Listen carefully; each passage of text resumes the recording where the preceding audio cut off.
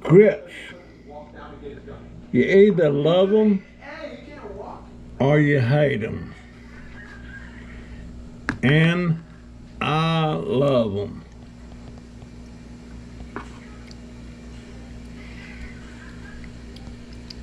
I like the best way to have them was a couple of over easy eggs on top of those with one little link sausage in it.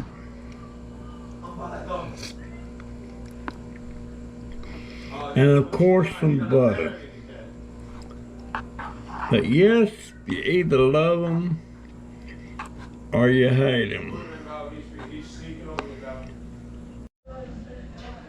Yep, you either gotta love them or hate them on the grits. I've always liked them. I was just reading something on the internet about this girl, 12 years old.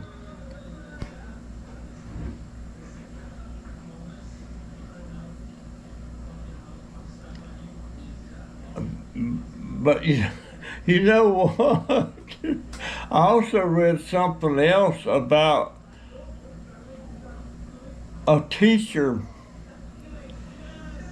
in an all-girls school, in an all-girls class, and when she come into the classroom, she said,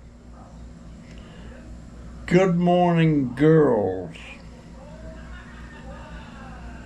She was forced to apologize for saying girls.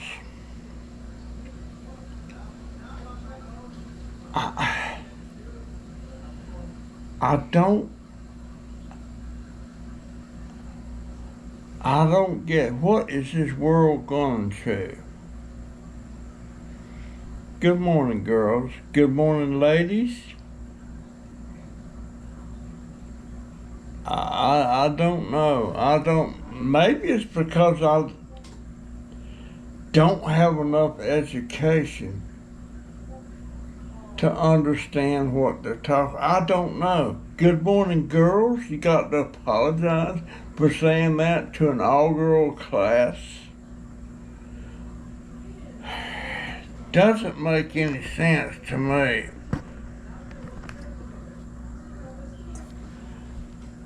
At all. But anyway, there was this girl. Now, do I need to apologize for saying it's this girl's?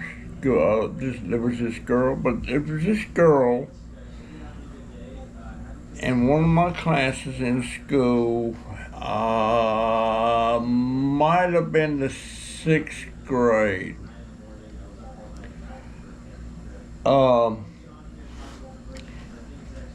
She was only in my class for a couple of months, but she was so dang smart that she was passed ahead to the 9th grade while we were in the 6th.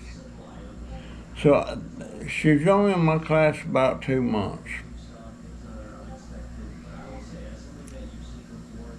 And she was so smart. And the last I heard, she was going to college about 2 years later. I don't know what happened to her after that, but I remember being friends with, she wasn't friends with hardly anybody, but she was friends with me. And she lived, when walking home from school, We walked together and we talked. She was different.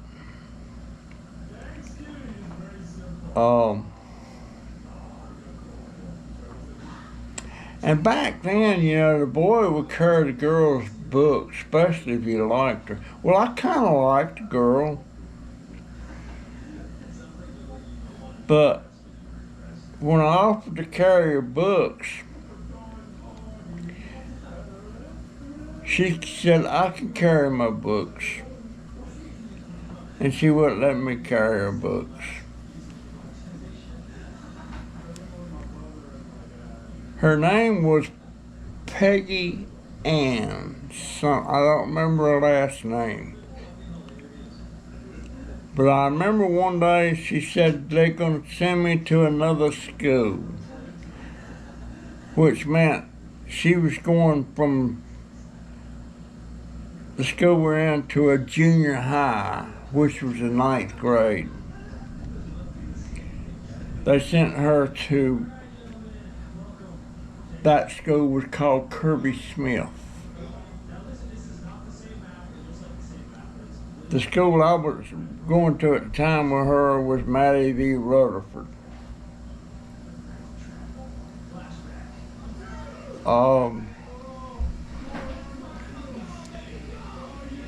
And they sent her to Kirby Smith. Well, it wasn't the next year. She was out of high school and getting ready to go to college. That's how fast she was moving. But as I recall, she was really trying to fit in. I don't think she felt like she fitted in.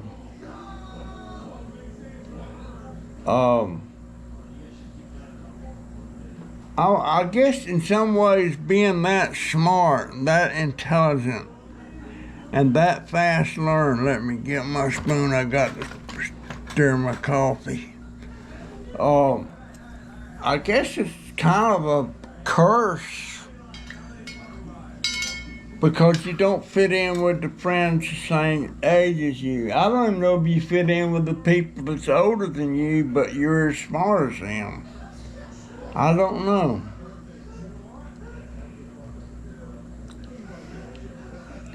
But I thought she was right pretty. I thought. But I often wonder how things went with her through those years and everything.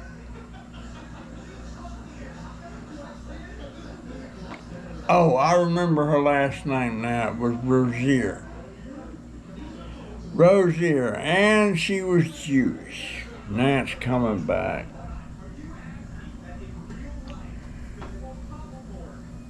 But somebody, when I was up around 22, 23 years old, a friend of mine from my school years, Terry Turner, he used to call him TT. He said, Did you hear about Peggy Sue? I said, who? He said, Peggy Sue Rozier.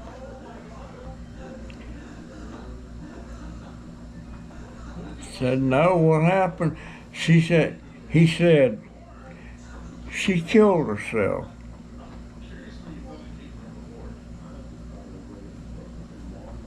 So, and he was telling me some stuff and about what how far she went in college and everything, and that she even had a master's in whatever it was she was majoring in. I don't know.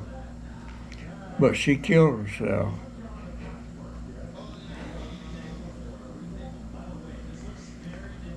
So for her, I guess being that smart and everything was a curse. guess it was. My being so dumb is a curse. But yeah, I often wondered how she did in all those years. But I'm assuming that we were about the same age. So she killed herself when she was in her early 20s. Oh.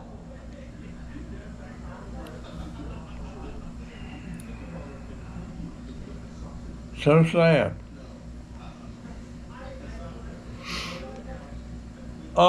You know, I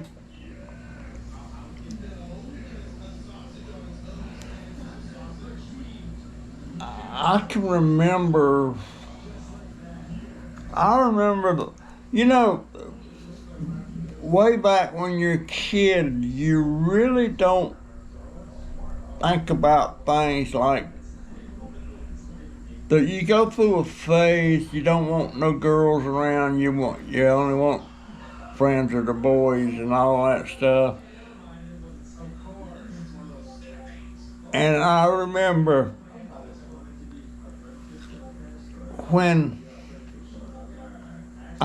up to the point that I only wanted to have boyfriends. I hate to say boyfriends, make me sound like I'm a homosexual, but it was friends, you know, and it was boys. And I remember this girl. Her name was Rosalie. And I never thought of her being like a girl, but I liked her. And I liked her brother. She was twins. She was twins with her brother. And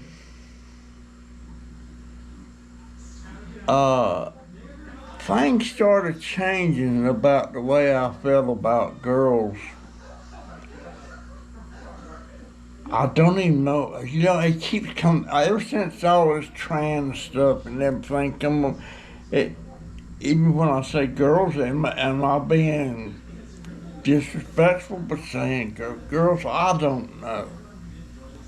I don't understand it. But anyway, we was out in the country. Let me have a sip of coffee.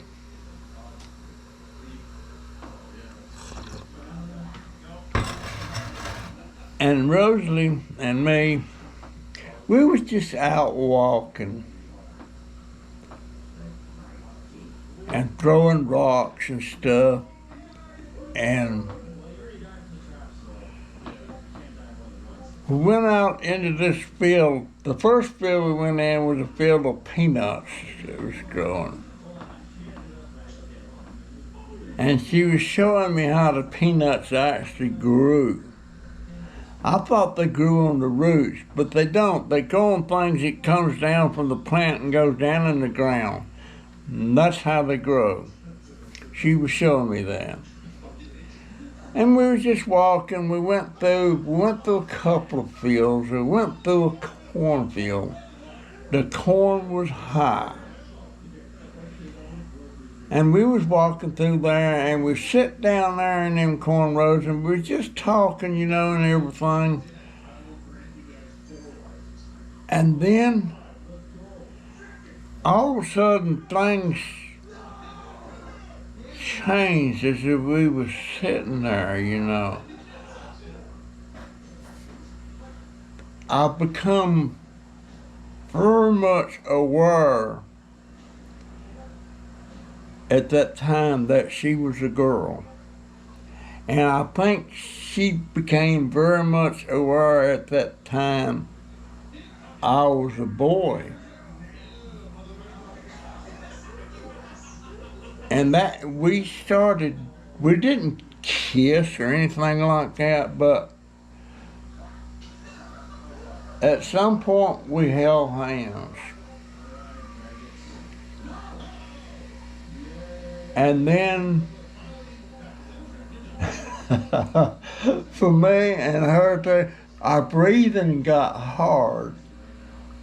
We all of a sudden we was in love. And we sat there, we didn't want that day to end. But from that day on, things were much different between her and I. And I was only visiting. My brother lived with my Aunt Rosa May and Uncle Maynard. And I was only visiting them for about a month. And when it come time for me to go home, I found a corner somewhere and I was crying because I didn't want to go home. And she didn't want me to go home. I had a real loose-fitting t-shirt. And she picked up the shirt tails of my t-shirt and tied it in a knot.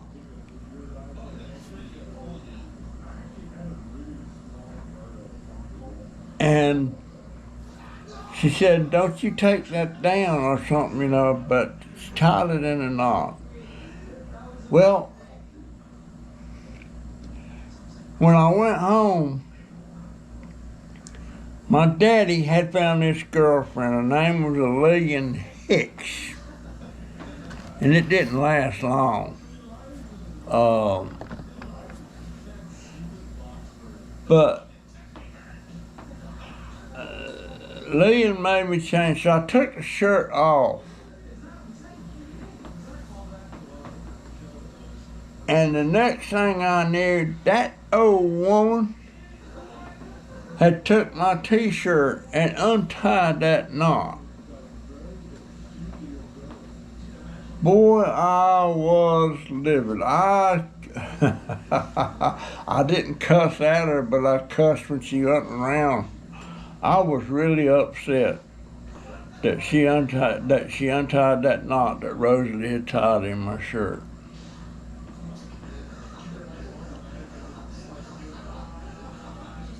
And somehow or another,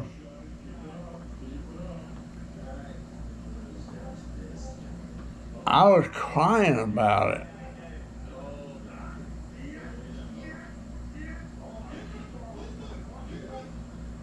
And Lillian, I had a picture of her, an 8x10 school picture. And Lillian took that picture and tore it up in strips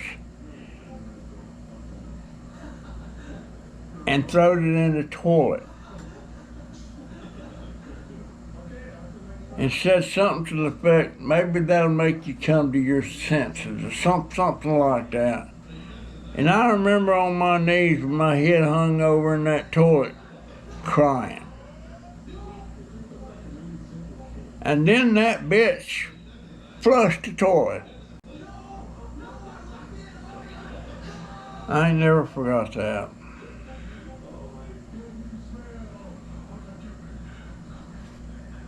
But my brother seen her 5 or 6 years ago. And he was telling me, said, she looks terrible. She's a widow. She looks terrible. And he wouldn't give me her email address or her, she had a page on MySpace. He wouldn't give me that so I could find her. But that's had to have been over 15 years because my wife was still living. And that's why he wouldn't give me that contact information on her. But Rosalie, That's when I got my comeuppance as far as, hey, there's something going on here about girls and boys. I ain't never forgot that day in the cornfield. Started breathing heavy. And I couldn't swallow, and I just, man. And she used to, I'd go over to her house. Me and George, they lived down the road from my Aunt Rosamond and Uncle Maynard. And we'd stay over at her house till 8, 9 o'clock in the evening, and it'd be dark.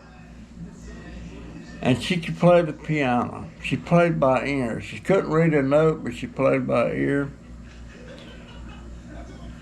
And she played one of my favorite songs, On Top of Old Smoky. And she would raise her bedroom window and she would play that piano till she knew I was way past earshot of it. She used to do that to me every night. But she played by ear. But that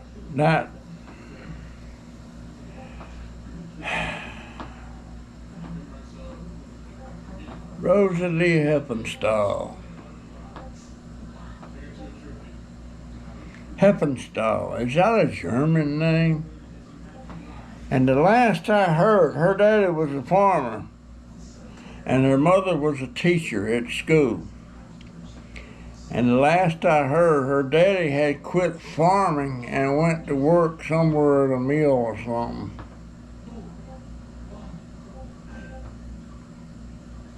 But that's been many years ago. Funny that I remember Peggy Sue. Wait a minute, wasn't there a song named Peggy Sue? Peggy Sue. Yes, there was. Who sung that? He was killed. Buddy Holly and the Crickets. Never thought about that. But when I knew Peggy Sue, that was before Buddy Holly and the Crickets come along, because that was in the 50s, 54, 55, something like that. But I wish there was some way that my memories could get preserved when I die. Of course, maybe they're preserved on my YouTube channel. I don't know.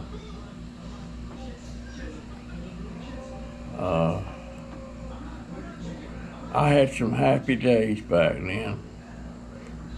A short span of time, but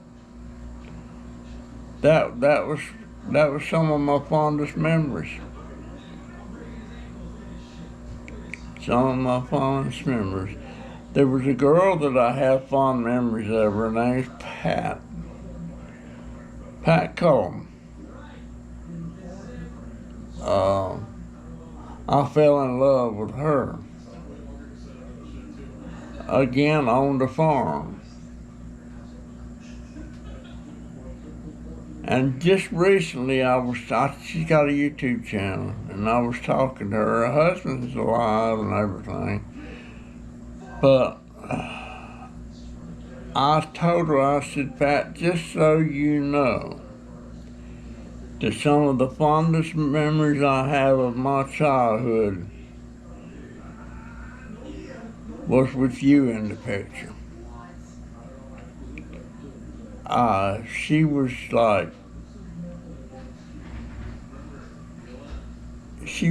surprised.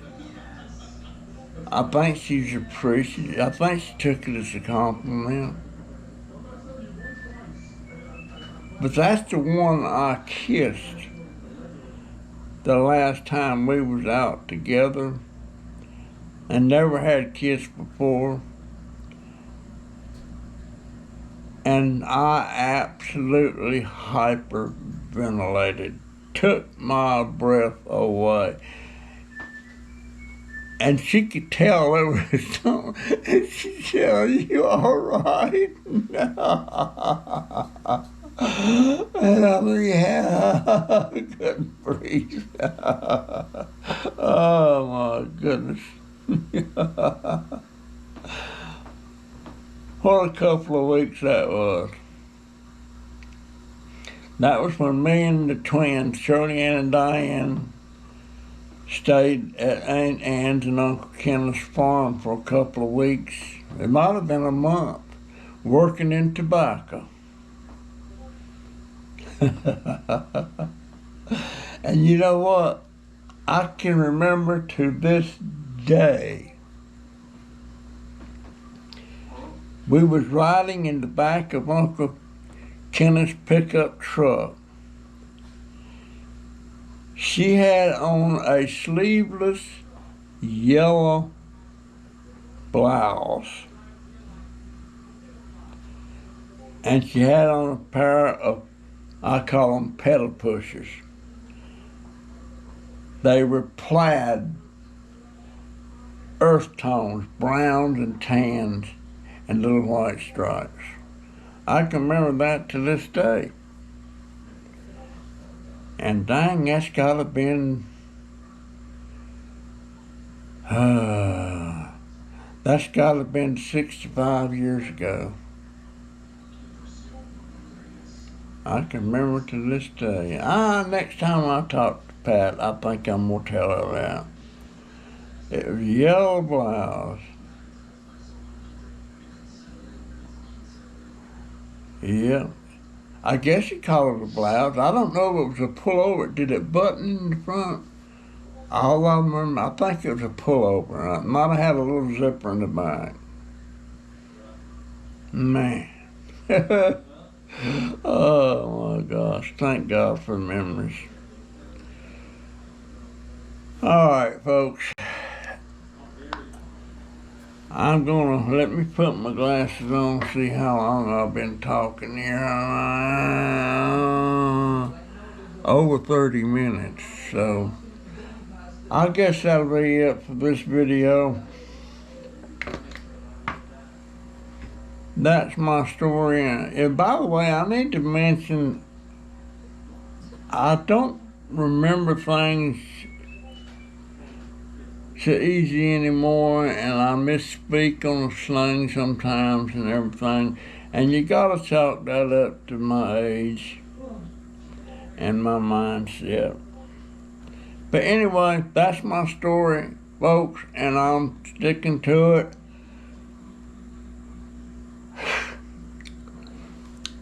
And I'll see you in the next one.